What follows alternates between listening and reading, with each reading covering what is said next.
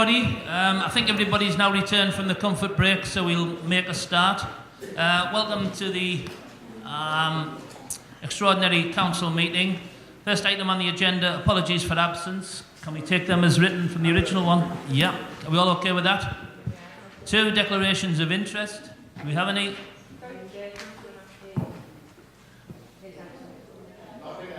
Sorry, what? That's fine, yeah. Agenda item 3, the extraordinary council meeting itself. This has been called by Councillor Rathmell amongst others, but Councillor Rathmell was the lead name on the call of the meeting, so I invite Councillor Matt Rathmell to speak to it. Councillor Rathmell. Thank you, Chair. This meeting, as it's clearly stated, is about the Dixon's Bank Stainton Way improvement scheme, costing £1.7 million. It's been bandied around that this is a stick and plaster solution. The real problem, we're aware, is at Martin Shops further down the road, but the council don't have the money for that at the moment. We've also heard that doing nothing is not a solution, and I agree. But the purpose of this meeting is not only to realise how disorganised and bad the consultation was, in so much as it started off with less than 8 properties being consulted. Then when the Nunthorpe Parish Council and myself objected, it was increased. I appreciate as well that this has been used as a political football between both sides, because everybody that lives in Middlesbrough that's got a set of eyes know that the Martin Crawl's been an issue for 40, 50 years. The Mayor only became aware when Simon Clarke used it for leverage, and vice versa. We're now being saddled with a scheme that has rightly been referred to as a sticking plaster solution that's going to not work, to say the least. It's designed to create a Colby Newham crawl, a Hemlington crawl, and feed into the A19, A174 interchange, which I don't know if the Mayor's been down there lately, but that's usually congested at peak times. There's a number of residents who've raised questions tonight. In fact, some have been so disillusioned with the responses they've received from Councillor Lewis Young that they've already made their apologies, which is disappointing. There is no real mitigation offered for the increase in traffic levels and the increased noise, but we are going to be building more houses, and with more houses in turn leads to more cars, especially if Middlesbrough is going to be this city that we yet to see from Mayor Budd. And I am trying to think positive, but if they can't get into the city, they can't come here to work, they'll go south. With regards to the actual scheme itself, the improvements to the bus network were done some time ago, was a response we received from Councillor Young at the last meeting. And I agree. Yes, the improvements were done some time ago, and about the same time you actually cut the subsidy to public transport buses and reduced the number of buses we have across South Middlesbrough. In fact, you've got more chance of catching a cold than a bus, which is quite disappointing. The rail network, which you would think would encourage people to be used because it's a lot cheaper, and improve the flow down into the town. Well, the timetable's so random that if you want to be in town, you have to leave no later than 7:30 to be in for 9 o'clock. If you want to go to James Cook as a resident, if you don't work there, it can be assumed you're usually going because there's something wrong with you. You have to actually be better equipped than an Olympic athlete, because it requires you to walk all the way around the perimeter of the hospital to Martin Road to access the site, unless the car park gates are open. We could alleviate the problem, not only by unlocking the other car park that's closed, but we could look at a scheme that is actually going to work. I mean, the scheme proposals itself, we're sending 2 lanes of traffic forward into the same funnel near the Southern Cross. But that's going to apparently free up a 3rd lane that's going to send traffic left. Well, the irony is, people that have gone left and actually go out at rush hour, not everyone's able to pick their hours, knows that they're sat in a queue for 20 minutes trying to get past King's Academy. I noticed Councillor Rooney shaking his head, but we're not all fortunate to pick our hours or semi-retired. But the reality is, that's how it is, and that's when it's term time. You also have a bottleneck at the Hemlington Coping Newham roundabout, Newham Way. That's another 20-minute queue.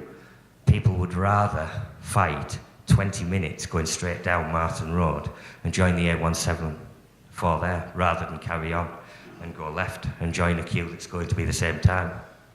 Effectively as well, what the Mayor's saying, if you want to come and work in Middlesbrough, don't take the shortest route, take the longest route, which again increases emissions, which Middlesbrough is pretty bad for. It wasn't so long ago we were berated for the problems with the A66. It's in fact the irony of emissions and the health impacts of this proposed scheme is there's a children's play park close to the junction widening scheme. It's actually known now locally as Asthma Park because it's like the sports village. It's built near the busiest roads, so you have more chance of getting asthma than actually getting fit. These are all things that need to be considered.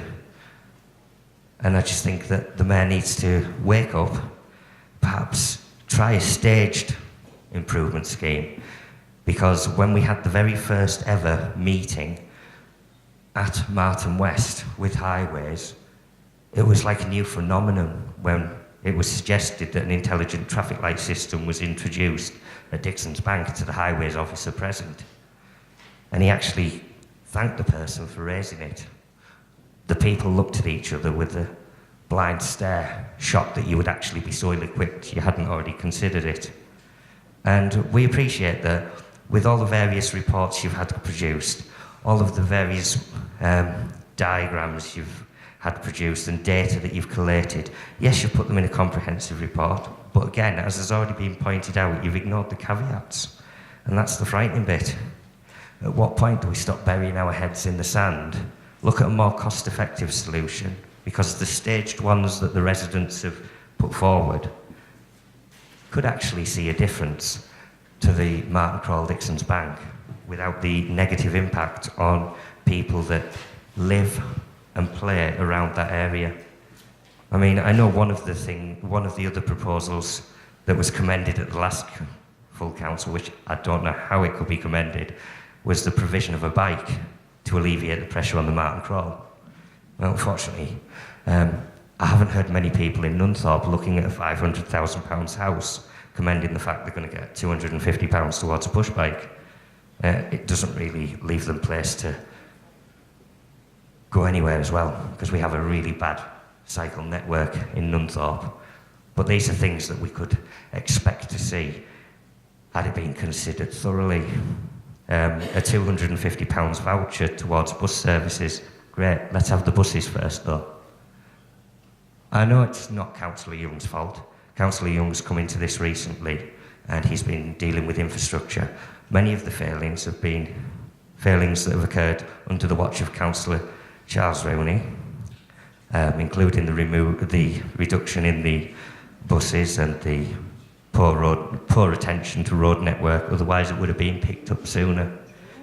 So what I'm looking at is those others who live in wards that are directly affected by this proposal, that is going to see traffic build up, going to create negative health impacts, such as Coping, such as Hemlington, to actually listen and represent the residents, because a lot of the residents' feedback from various wards are that actually it's bad enough in those places without adding to the problem. And one comment from social media, which I'd like to quote, was, it's ever likely our councillors come up with that suggestion. They have no interest in what the residents want. And that was one from Hemlington. Now I appreciate it's a political football, so Labour have to be seen to be supporting Labour, Conservatives have to be seen to be supporting Conservatives. But I would actually like you to do what you should be doing and represent the residents and the people of this town. You want to be a city, but you want to not deal with the issues that surround the city.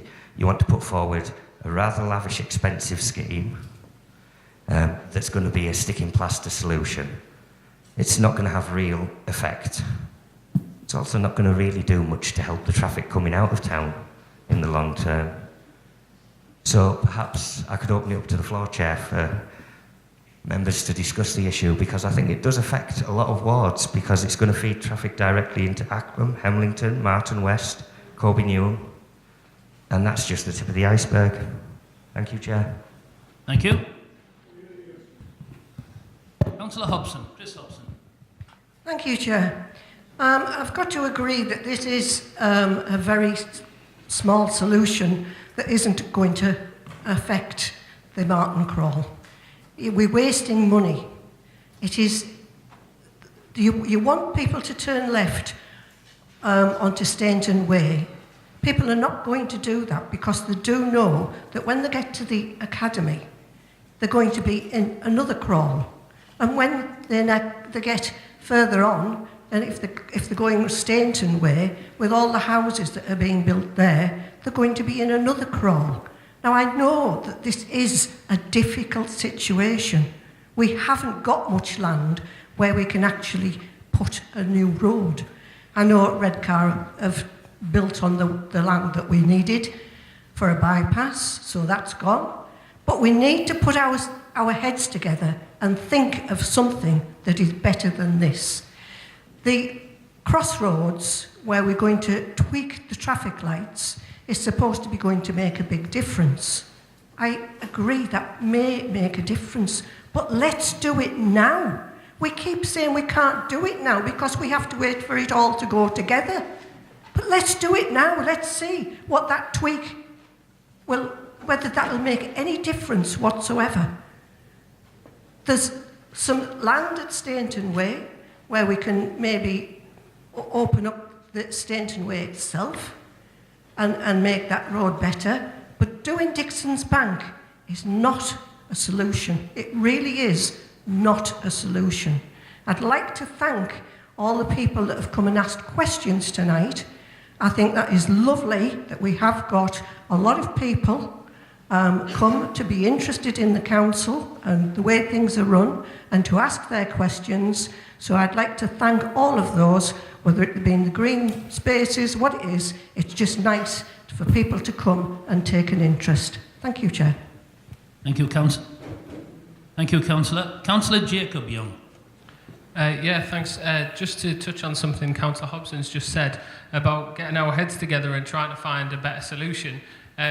My objection to this proposal is based on the fact that there's over 6,000 people in Corby Newham who haven't had a say on this matter, when all of the traffic, all of the current Martin Crawl is intended to funnel down Stainton Way. That's going to cause massive issues for lots of people in the south side of Corby Newham, and it already happens that people turn right at that roundabout and go down Newham Way, a road that isn't supposed to be used as a main travel road. It's a local road, and people all along that road as well are going to be negatively affected by this proposal. So I think that the consultation needs to be expanded before we move forward and we actually listen to what people say, because at the end of the day, if you've got 7,000 people in Corby, you've got 6,000 people in Nunthorpe, you've got 6,000 people in Martin, all telling you different ways that you can do things, that's how we're going to get the best solution for this problem. It's not going to be 3 or 4 people sitting around a table. It's about encompassing everyone's ideas, and that's the best way to do it. Thank you. Thank you, Councillor. Councillor Tom Marston. Thank you, Chair.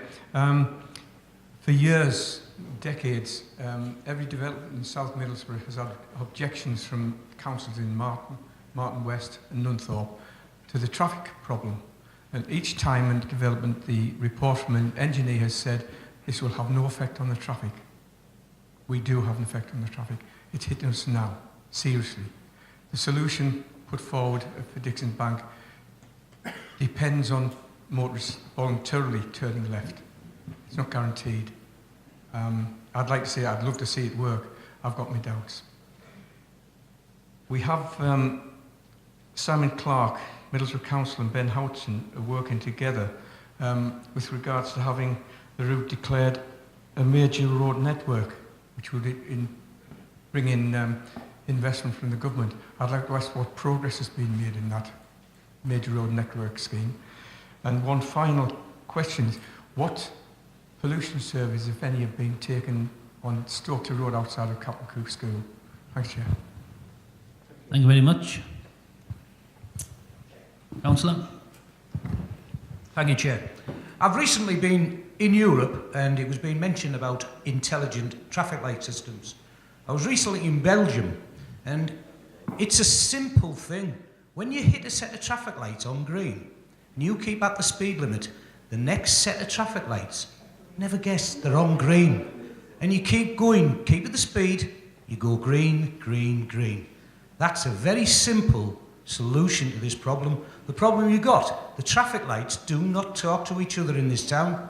You can go anywhere in this town and they do not talk to each other. And this is the problem we've had in this area. And that is a simple solution. It needs investigating. It might just cost a few £1,000s. I don't know, but it needs looking at. Thank you. Thank you, Councillor.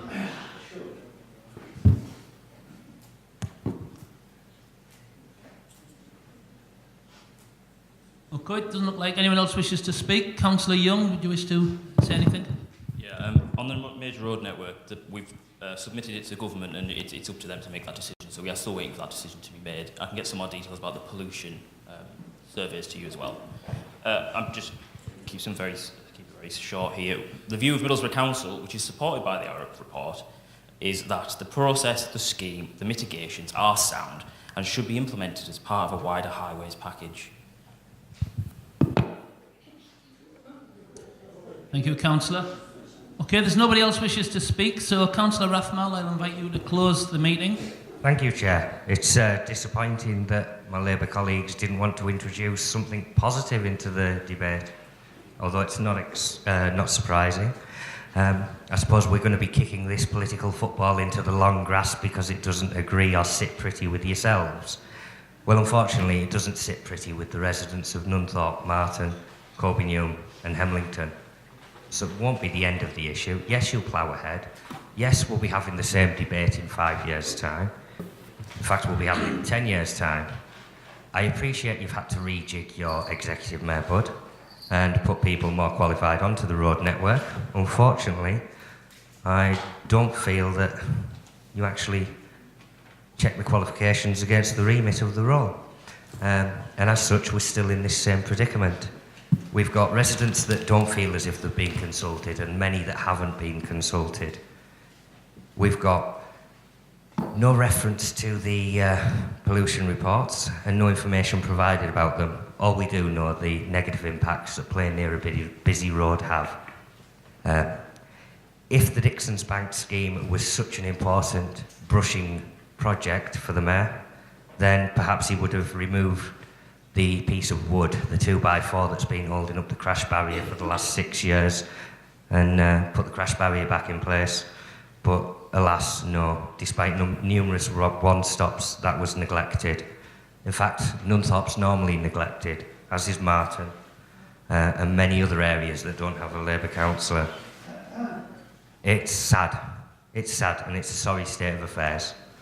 You think consulting a low number of properties is sufficient? You had to be coaxed out of your little palace to come to a consultation meeting, a public meeting to discuss the Martin Crawl.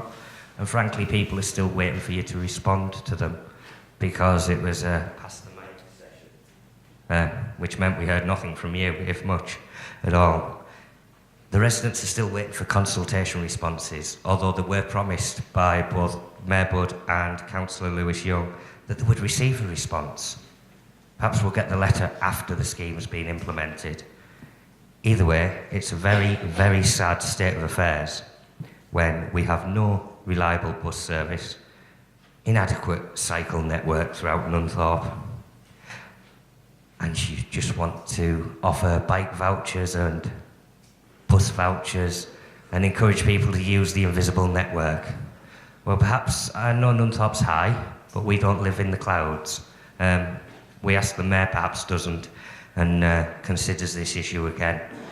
If Councillor Young is unable to reconsider the issue and revisit it, then perhaps somebody should let him or give him some advice on the subject. But in any event, There's a large number of residents who've been neglected. It's happened, as we've heard, 40, 50 years, and it's going to be an ongoing problem. We're going to get you stick in plaster, and we're still going to face that problem. And if that's the contempt you show for the residents of these wards, then so be it.